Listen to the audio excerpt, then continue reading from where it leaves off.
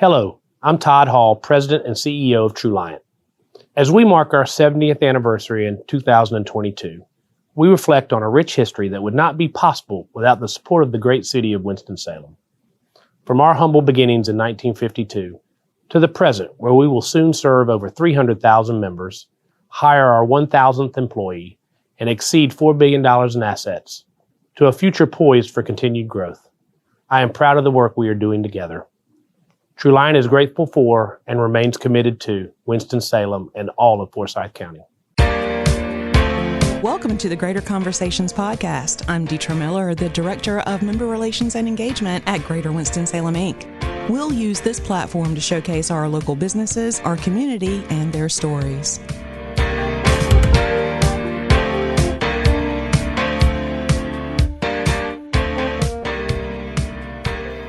Hi, everyone. Welcome back to the show. I am super excited to have with me today the Aarons. I've got two Aarons in the building with us today, Tim. So we have first Aaron Botts, who is the theater manager at Aperture, and we have Aaron Kepley, who is the new deputy director at Aperture. Gentlemen, welcome to the show. Thank you for having us. Of course, of course. I want to dig right into it because Aperture is such a unique theater here in Winston-Salem, and a lot of people may not know about it. I know I didn't until I started working in Winston-Salem. So I would love for you, Aaron Botts. Oh, I love that. I've got two Aarons. Okay. Aaron Botts, I'd love for you to talk a little bit about the history of Aperture, how it got started, and what you guys provide for the city. Yeah. So Aperture started in 2010. Our founder, Lawren Desai, founded it then. It was 2 screens with about 80 seats. And then in 2013, it expanded to 2 more studios, one with 40, one with 20 seats. In 2016, we became a nonprofit. We were impacted with COVID, as everybody was a little bit, but we opened up and we're just rebounding into what feels like constant growth, which is really good to see. Everybody keeps coming in. It's like every week we get 3 or 4 people that'll walk in and just be like, "Hey, is this a movie theater?" And then, yeah, that's one of my favorite things people come in and say. And just giving them a soft pitch of, we show art house films, but also, as you can see, we have Indiana Jones right now. So Come on down. Yes, I love that. And to me, it's a throwback of the way theaters used to be. Like, there's so many mega theaters now that seats hundreds of people or whatever. But this is kind of like old school and intimate. What made the founder decide to do it in this way? Well, I don't want to speak for Lawren, but I think there's kind of a retro aspect of going out in town, going to watch a movie. I went to another theater this past weekend and I sat in the front row. I just reclined back all the way, and it felt like I could have just watched the movie at home 6 months later. But, now what differentiates Aperture from other bigger studios is it feels like bigger studios cater, and Aperture seeks to engage. We seek to I love that. Draw you in. We want to ask you questions. The seats are, I'm not going to say small, but they're right next to one another. So if there's a bigger showing of 60 people in our 80-screen theater, you're going to be laughing with 8 to 10 other people. Whereas if you go to another movie theater, if you're so distanced and spread out, someone's chuckle you might not be able to hear. So it really creates a more intimate experience. Our staff seek to engage people with, what they liked about the film, what they liked about the actor. And then, of course, we've got a very good beer and wine selection. So even if you don't want to see a movie with your partner or your friends, you can at least have a good time while you're there. I love that. And you guys are connected with the River Run Film Festival as well. We were. I think after COVID, it kind of took a different turn. But during COVID, we had, I can't think of it. It's the big one out in Utah, Sundance. Oh, we had a couple with Sundance. Fantastic. Last year, we were participating with the National Black Theater Festival. Nice. Yeah, so every year it kind of varies. I kind of like it. It kind of varies with what we get, new festivals, new partnerships. It's, nothing's ever the same, but we do seek to engage with different members of the community. And speaking of engaging with the community, there's something else that you guys are doing right now that it's summertime, I believe in Bailey Park. Yes, that's called our A-Mobile series. We're doing it at A-Mobile, Crossnore, and MUSE. We drive up, we inflate a big movie screen, we bring a mobile popcorn maker, and we show movies out under the stars. That is so cool. Yeah, please check our website there for 3 wonderful locations. In Bailey, of course, you get the downtown skyline behind you, same with MUSE, and then in Crossnore, you get a little bit more of a country aspect under the stars. I love that. I love that. Now, I'm curious to know how your love of theater began. I think so. I act on the side. I guess What? You're an actor? Stop it. I think I grew up an only Which child. side? You say you act on the side. I was just wondering which side. Both film, TV, commercial, stage, and I grew up an only child. So I think my dad was a Marine, so he gave me a bunch of toy soldiers to constantly play with. So looking back at it now, I can just remember creating like 30 different characters, staging this huge battle. Each character had a different backstory, different personality. So I really just created to the character building then. And then once I discovered theater in high school and just kind of finding like, oh, you're playing this societal character, this is what you do. That's where it all really began. And then, of course, being engaged to further aspects of literature, movies, it just opened a whole new world for me. So I've been there ever since. I love that. I love that. And now we're going to turn to the other Aaron. Hi there. Hello, hello. So I want to talk to you a little bit about what drew you into theater. Well, I'll be honest with you. I am coming from the outside of theater. Really? Yes. Talk a little bit about that. I am a historian and a historic interpreter. So my Really? my main role for the last 10, 15 years has been teaching history, local history around Salisbury, Concord, places like that. Really? I'm really passionate about drawing people, minorities, different people into stories that are local, helping them feel a connection to their sense of place and stuff like that. But, you know, as I was looking for, I had a family situation that required me to move into the Triad. Okay. And I started looking around for jobs, saw Aperture was hiring for a deputy director, and, you know, I started thinking about film as a way of telling stories. Yes. Connecting with people through stories. And, you know, I love to connect with people on a one-on-one basis, talking and explaining to them. I like seeing that light go off when they understand that historical idea, you know.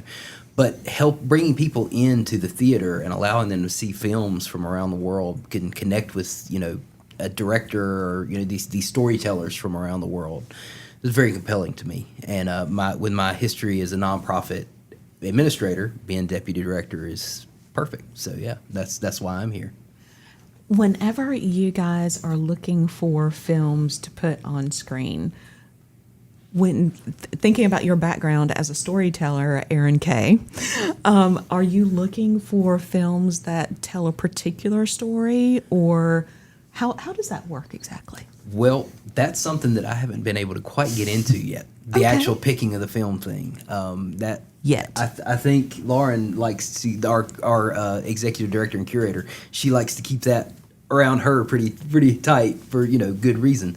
But I think she looks for very compelling stories, things that can, you know, any time you are trying to engage somebody on a film that is not bombarded to you through media all the time, you want to make sure it's going to have that connection to where one of the best things you can have is somebody who walks into the theater and then walks out and says, hey, I just saw this film in there and I want to tell you about it.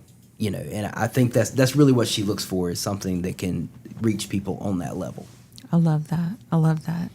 Now, your background as a storyteller, you mentioned your background in nonprofit as well.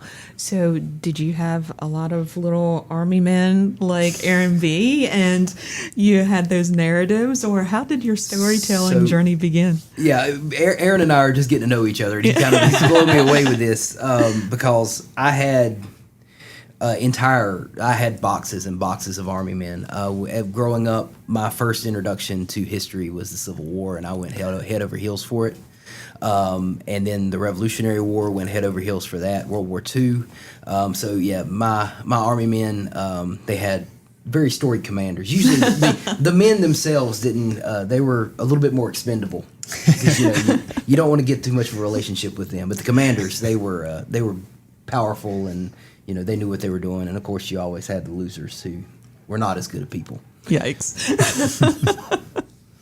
So you grew up, I'm guessing, in North Carolina? Yes, I did. I grew up in around Salisbury. Around Salisbury. Yep. Okay, perfect.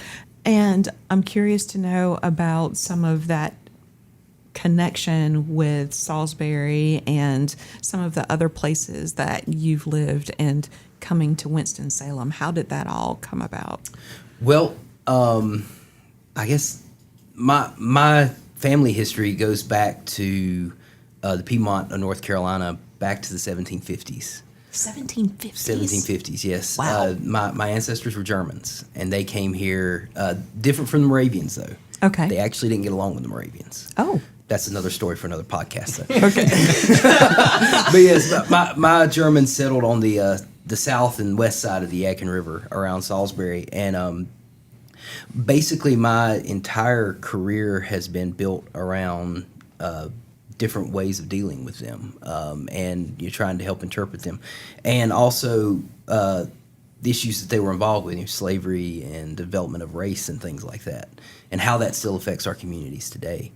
Coming up here, mainly because my fiance got a very good job up in the triad, so we had to move up here, and I had to I got kind of disconnected from myself a little bit, and I had to kind of find it, and I think the storytelling, that getting back into that is really where it's going to help me get back grounded, and I already feel it.